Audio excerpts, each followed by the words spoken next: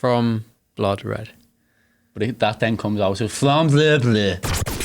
Hello and welcome. This is The Agenda on Blood Red. I am Dan Austin. This is Joel Rabinowitz. We are from Liverpool.com and we're here to talk about the Press on Liverpool issue of the day, and we've decided to do it on the Best FIFA Football Awards, the ceremony, which I'm sure you will know took place last night.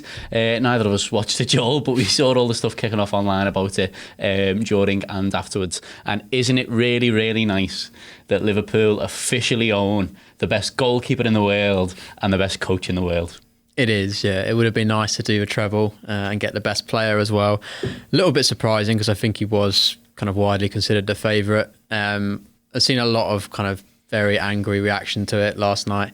People take it really seriously, don't they, some of them? I mean, the first thing to say is it clearly doesn't matter. The fact that Cristiano Ronaldo has put in De Ligt as his best player in the world and Frenkie de Jong as number 2 kind of makes a mockery of the whole thing, I guess. And I think the thing is with Messi, a lot of people saying, Van Dijk's had the best individual year. It's not an award for the best player of all time because we all know Messi is. It's about what we've done over the last year. But then, and I know Messi only won La Liga, but he's still, I was looking at his numbers this morning. So it's 50 games at Barca, 51 goals, 22 assists. I mean, he's quite good. Yeah, we do honest. We do take that for granted. And I think if Sadio Mane or Salah was making those numbers, then we would be wanting them to win the award. So I don't have too many complaints on that part. But yeah, like you said, for Klopp to get the manager one, I think was big. I think we all knew Alisson was going to get the goalkeeper. That was pretty obvious. But obviously Guardiola, another incredible season with City. But I know we were having a conversation yesterday and I was saying we only finished 1 point behind City and went further and won the European Cup. And I don't know how much City's domestic trophies really count for anything like that. And then you have to take into account the resources that they've had, the value of their squads, what they're working with. I think Klopp completely deserves it. So, yeah, it's nice to have that recognition. I don't think Klopp's the kind of guy who particularly cares. But it all goes into this whole Liverpool's kind of standing in global football is massive. Well, I was going to say, as peculiar as giving individual awards out for the team game is,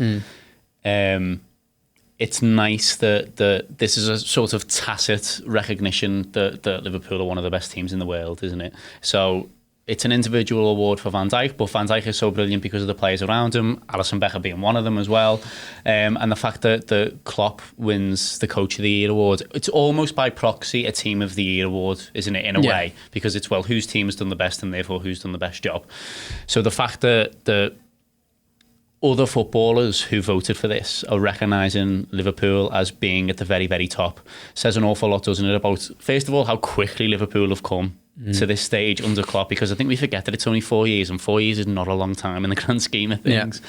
But also it's a huge positive that everybody recognises that already. Obviously, it's much easier when you win the biggest trophy in Europe, but they've all clearly been watching Liverpool, been paying attention to the players, been listening to what the manager is saying as well. And that can only have a positive effect going forward as well in terms of trying to convince more players to join Liverpool, whether that be, you know, you're fighting to pay €120 million for a forward and someone else wants him as well, or all the way down to some 17-year-old lad at a Dutch academy is thinking, shall I go to Barcelona, Real Madrid or Liverpool? The fact that we're at the very top there and our manager is being celebrated and some of our players are being celebrated as well by being in the World 11 really drives home the point that Liverpool are here and here to stay. Yeah, definitely. And I think you look, when they posted the breakdown today of the votes for that best player award, and obviously Van Dijk came second in the end, but 3 of the top 5 players in the world, as voted for by other brilliant footballers, were Liverpool players. I think Salah was 4th, Mane was 5th, and somehow neither of them made the actual World 11, despite being ahead of Mbappe and Hazard in terms of votes. And I know we'll probably come on to talk about the defence and which players didn't get in and which should have got in for us. But yeah, it is massive to have all these guys recognised, and it kind of feeds in, I think, to the stuff that's coming out today about the Nike thing with New Balance, and you know, the fact that Liverpool is such a attractive brand name now to have all these names who kind of are instantly recognisable faces. And like you said, 4 years ago, I mean, who was our best player when Klopp took over? There was Colo Touré at the time, based on form. Yeah, I mean, Coutinho was knocking about, but he hadn't hit his peak then. Firmino was nothing. Mane and Salah weren't here. The defence was a shambles. We had Simon Mignolet in goal. It's not just the scale of a transformation, but how quickly it's happened is unbelievable. And yeah, you get to see it in events like this. It is really fun to look through the data afterwards the FIFA release, because they basically put the spreadsheet out that shows how everyone voted. So it's every national team manager and every national team captain for every single one of the FIFA nations.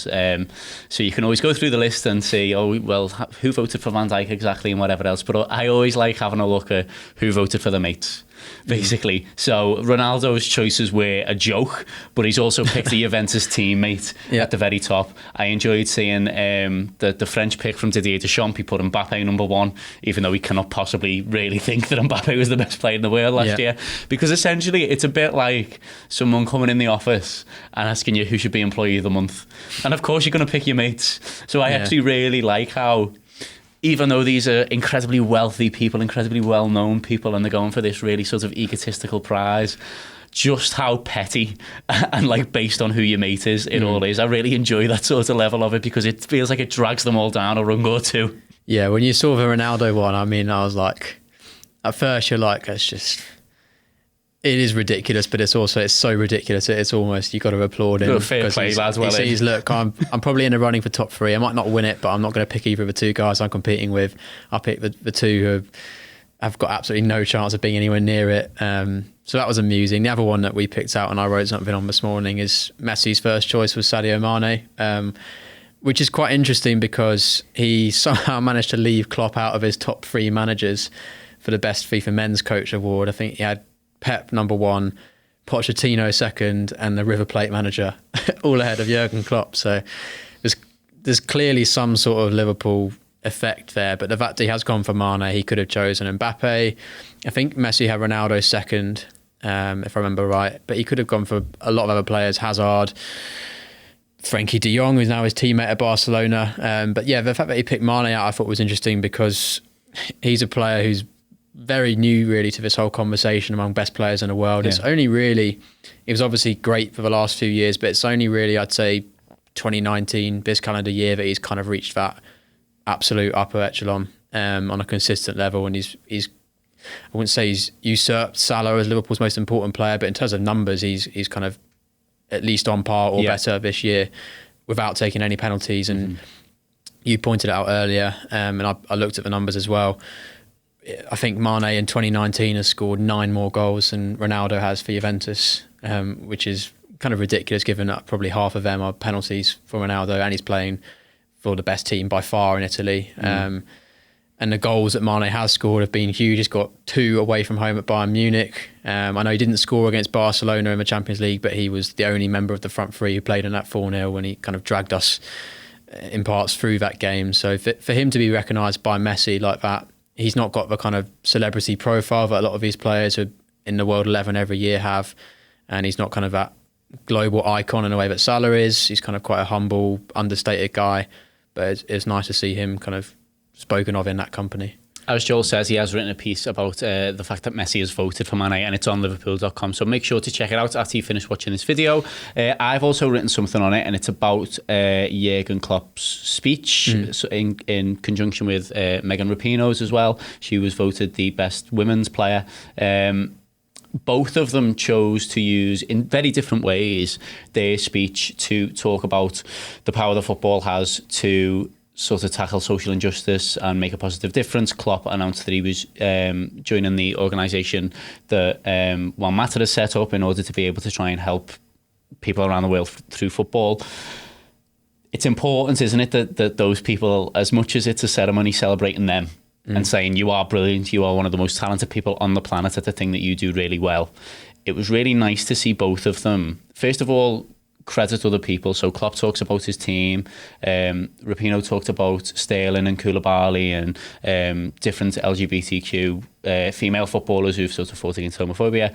It's really good that both of them sort of step back from that as people and said, all right, thank you very much for the award, but why don't we all have a go at doing this as well and making this better? Because there's an awful lot of wealth and power in that room that could be used in a much better way than what it is right now. Yeah, and that's not either of them putting on a show just for the cameras. They've consistently been those kind of people. You know, obviously Rapinoe has done a lot of stuff over the World Cup, and I know a lot of people kind of took exception to that, but she's been very vocal about standing up for what she thinks is right. And Klopp has always been the kind of guy who hates to take the limelight for his own achievements and always kind of looks beyond himself in terms of a sporting sense, but also kind of has a very wide appreciation for how lucky he is to be in his position, and for him to kind of go up there and kind of use it to spread that message. I can't remember exactly what the name of the thing that he's joined is, but it's basically where footballers contribute 1% of their salary. I think there's over 100 of them doing it now, and I saw that like the website crashed within seconds of him doing that, so it's clearly